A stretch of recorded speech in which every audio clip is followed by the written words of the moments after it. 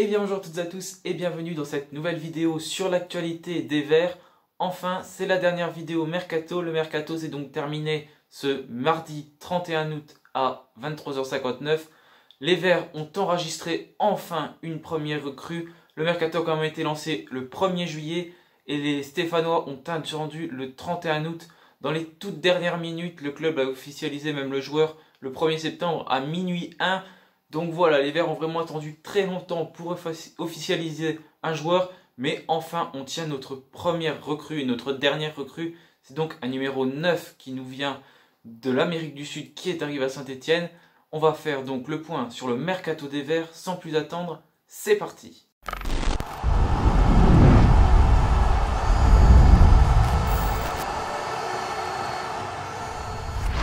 Donc voilà, tout d'abord, veuillez m'excuser pour la qualité du son car j'ai oublié mon micro chez moi, donc je tourne cette vidéo juste avec le son de mon portable, donc je pense pas que la qualité soit très bonne, mais bon, j'espère que ça va fonctionner quand même. Donc voilà, veuillez m'excuser pour cela. On va quand même parler de ce mercato avec une première et une dernière arrivée. C'est un attaquant qui évoluait dans son championnat en Uruguay. Il s'agit de Ignacio Ramirez. Selon Benjamin Danet, ce joueur qui est arrivé sous forme de prêt du côté de Saint-Etienne, donc ça on en est sûr. C'est un prêt d'1 an sans option d'achat. Son prêt est un prêt payant de 300 000 € et le joueur touchera environ 40 000 € mensuels. Donc ce n'est pas ça qui va nous ruiner, c'est très bien. Ce n'est pas un salaire exorbitant et une somme exorbitante pour les Stéphanois. Donc on va parler un petit peu plus en détail de ce joueur, essayer de le connaître un petit peu. Donc voilà, c'est un joueur qui a fait toute sa carrière pour le moment du côté de son club formateur, le Liverpool FC, où il est arrivé en 2012. Donc voilà, ça fait 9 ans qu'il est dans ce club. Son contrat se terminait en cette fin d'année. Donc je pense que après son prêt du côté de Saint-Etienne, il n'aura plus de club, à moins qu'il soit prolongé. Mais il laissait quand même sous-entendre qu'il aimerait bien rester en France pour donner de l'argent à son club de Liverpool quand il a été interviewé. Donc il pourrait peut-être continuer à Saint-Etienne, malgré le fait que les Verts ne l'ont pas acheté, mais il arrive seulement en prêt. Sous les couleurs du Liverpool FC, c'est le meilleur buteur du club. Il a disputé 166 matchs pour 85 buts et 17 passes décisives. Donc de très belles stats pour ce joueur. Ça fait quand même un match sur deux environ où il marque des buts.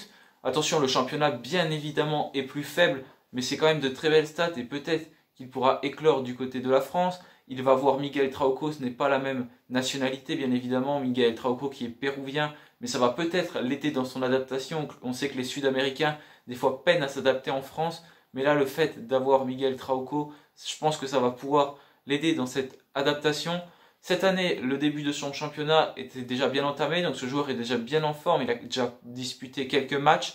Ça a commencé le 16 mai. Il a donc joué 10 matchs pour 11 buts. Il a donc réalisé 11 buts, dont 3 pénaltys. Donc de très très belles stats pour le moment pour ce joueur qui était un des grands espoirs de la sélection uruguayenne. Donc voilà pour ce joueur qui est arrivé en prêt du côté de Saint-Etienne. Il s'agit donc de Ignacio Ramirez. Je ne sais même pas si je vous avais dit son nom, mais c'est Ignacio Ramirez, le joueur de 24 ans qui arrive donc en prêt chez les Verts. Une officialisation qui est intervenue dans les toutes dernières minutes du mercato. Les Verts ont donc leur numéro 9.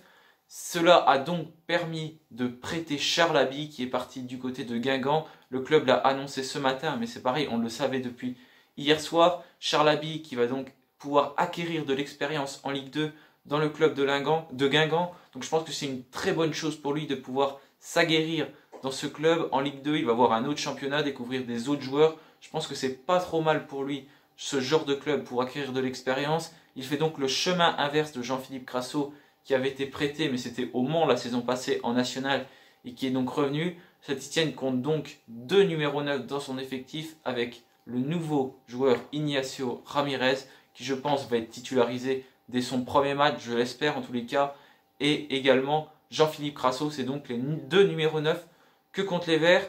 Donc lors de ce mercato au niveau des arrivées, il y a donc Hassan Diouf qui est revenu de prêt, Michael Nadé également revenu de prêt, lui qui était à Quevilly-Rouen et qui est ensuite revenu à Saint-Etienne pour prolonger son contrat.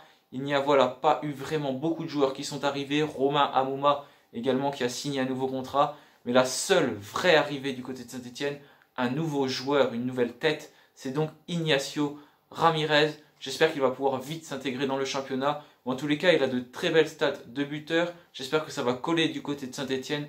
Mais en tous les cas, j'ai regardé quelques vidéos, même si c'est pas évident de se faire des avis sur des vidéos de joueurs parce qu'on nous montre forcément que ses points forts, on ne montre jamais ses points faibles. Il a l'air d'avoir de très bonnes qualités de finisseur.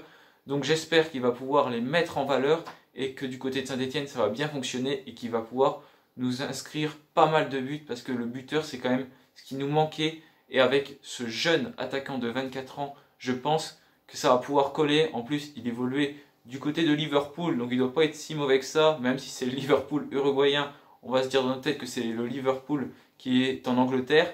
Donc c'est très bien d'avoir un joueur qui est arrivé. On n'y croyait plus, on pensait que 0 joueur arrivait durant ce mercato. Et finalement, les Verts, qui étaient le dernier club d'Europe à n'avoir aucune recrue, ont attendu la dernière minute du mercato pour faire venir un joueur. Donc maintenant, on va parler du côté des départs. Et par contre, là, il y en a eu pas mal du côté de Saint-Etienne. Donc comme je l'ai dit, hier, Charles Haby s'est engagé du côté de Guingamp. Également, Tormin Tyrone, qui est parti de Saint-Etienne, il a résilié son contrat alors qu'il lui restait 1 an. C'était l'attaquant, l'ailier de la réserve. Il s'est donc engagé du côté de Niort. C'est dommage pour les Verts car c'était un des gros espoirs du club. Mais Claude Puel ne lui faisait pas assez confiance, n'a pas vraiment compté dessus. Il a donc résilié son contrat et a préféré s'engager à Niort.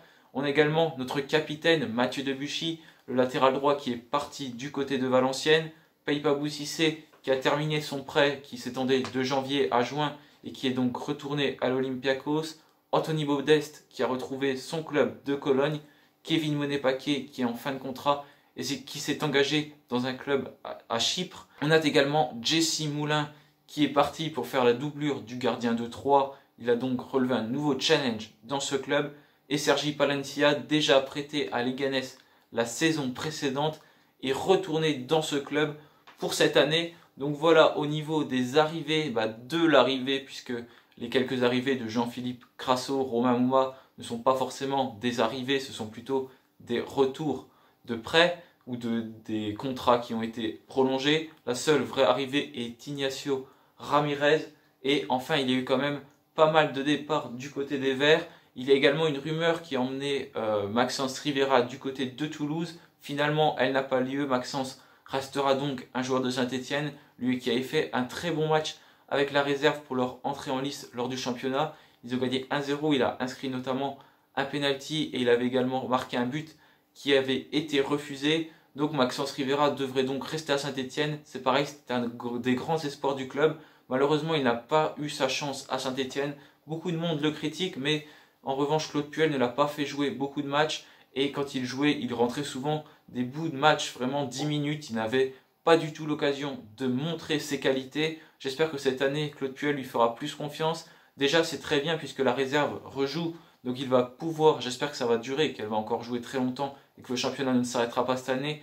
Mais jouer avec la réserve va permettre encore une fois d'acquérir de l'expérience, de montrer ses qualités. Et s'il réalise de bons matchs, je ne me fais pas de soucis pour le fait que Claude Puel le reconvoquera très rapidement en équipe première. Mais voilà, en tous les cas, au niveau de ce mercato, n'hésitez pas à faire le bilan, à me dire ce que vous en pensez. Est-ce que vous êtes satisfait ou pas satisfait? J'avais très peur qu'il n'y ait 0 recrue. Au final, il y en a un pari qui nous vient d'Uruguay, un prêt de la part des Verts évalué à 400 000 euros, un prêt à 300 000 euros, un prêt payant avec un salaire de 40 000 euros annuel. Donc je pense que les Verts ont réalisé un bon coup. J'espère qu'il va très vite s'intégrer dans l'effectif stéphanois et qu'il va nous marquer plein de buts. Mais en tous les cas, bienvenue à Ignacio Ramirez à Saint-Etienne. Il va découvrir un nouveau championnat. Ça va totalement le changer de son championnat d'Amérique du Sud. Mais la Ligue 1 va pouvoir lui permettre, je pense, d'acquérir une belle expérience et de progresser. Mais si on en croit les compilations de vidéos qu'il y a, il a l'air quand même d'avoir des bonnes qualités de finisseur.